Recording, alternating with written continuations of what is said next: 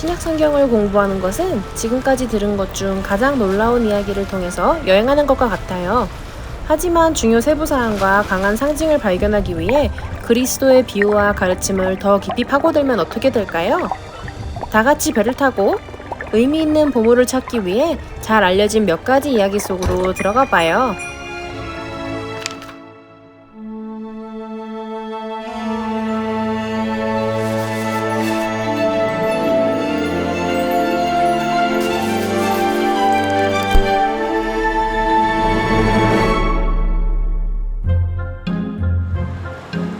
예수님께서는 유대인보다 더 많은 이방인과 함께 가르치셨던 몇 안 되는 도시 중 하나인 데가볼리로 가셨어요.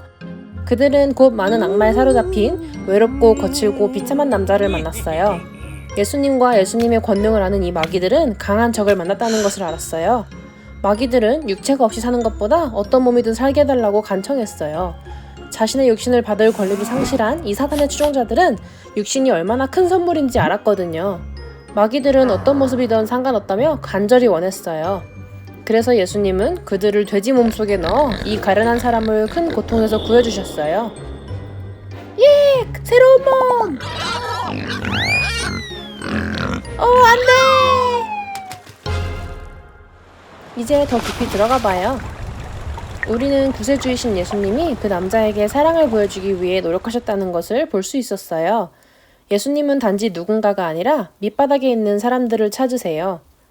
예수님은 이 사람을 구원하시기 위해 굳어진 청결의 전통을 깨뜨리셨어요. 구약시대의 이스라엘 사람들의 청결 관행에는 중요한 의학적, 문화적 목적이 있었어요. 하지만 시간의 지남에 따라 추가 요구사항이 법에 포함되었고 사람들은 새로운 전통에 따라 가혹하게 판단될 수 있었어요. 그 당시 유대 문화에서 이 이야기의 모든 것은 엄청나게 부정한 것을 나타내요.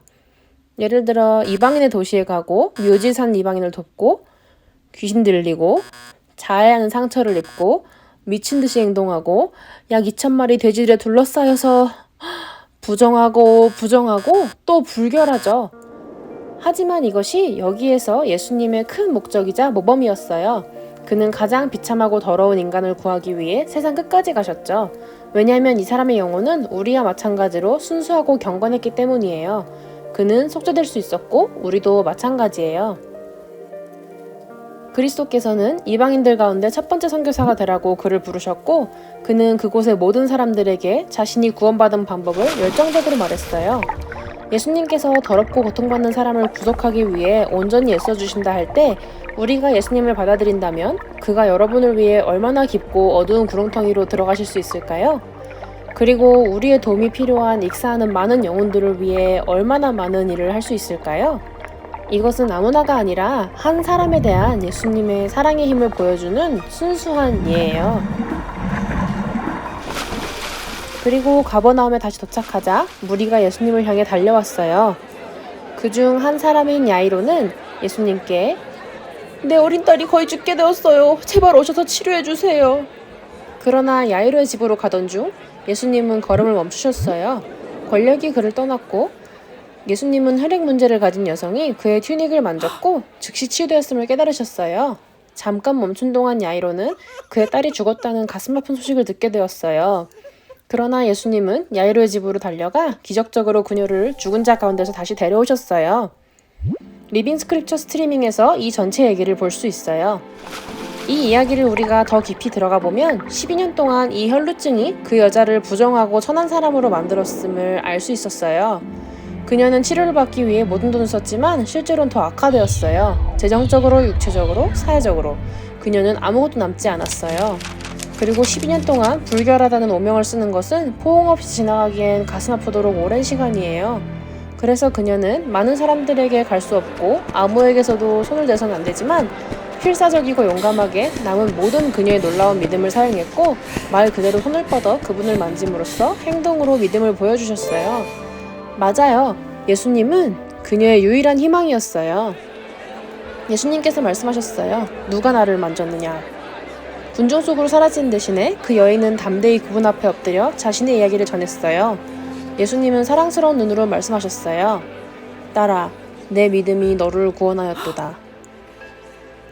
그러므로 누가 누구에게 손을 내미든 상관없이 예수님은 밑바닥에 있는 사람들을 구속하여 우리가 합당하고 사랑받으며 완전히 치유되었다고 느끼게 하세요. 그리고 더 중요한 것은 단순히 몸을 치유하는 것이 아니라는 거예요. 그분은 우리의 마음과 생각과 영을 모두 치유하시죠. 하지만 야이로는 어떨까요? 예수님이 너무 늦어버리셨어요. 그의 딸은 이미 죽어버렸죠. 야이로는 매우 슬퍼했어요. 예수님께서는 두려워하지 말고 믿기만 하라 라고 하셨어요. 소녀가 잠들었다고 들은 후 사람들은 예수님을 조롱했어요.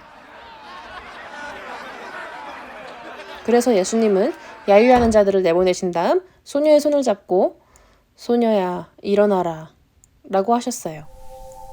그렇다면 시간이 부족하거나 기다림이 우리의 믿음에 어떤 영향을 미칠까요?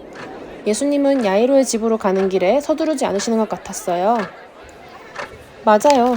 때로는 시계를 들고 알람을 설정하는 인간이 하나님의 일정에 맞추기가 어려워요. 우리는 그분이 더디게 행동하신다고 느끼거나 그분이 우리를 잊으셨다고 느낄 수 있어요. 그러나 그분의 사랑과 목적은 영원해요. 우리가 거기에 매달릴 수 있다면 우리 삶에서 그분의 능력을 보게 될 거예요. 이 이야기의 상징으로 더 깊이 들어가면 우리 각자에 대한 예수님의 사랑을 깊이 느끼게 될 수 있어요. 그리고 우리가 아무리 더러움과 치욕 속에 갇혀 있다고 해도 혹은 이미 늦었다고 생각하더라도 우리는 그분의 사랑보다 낮아질 수 없답니다.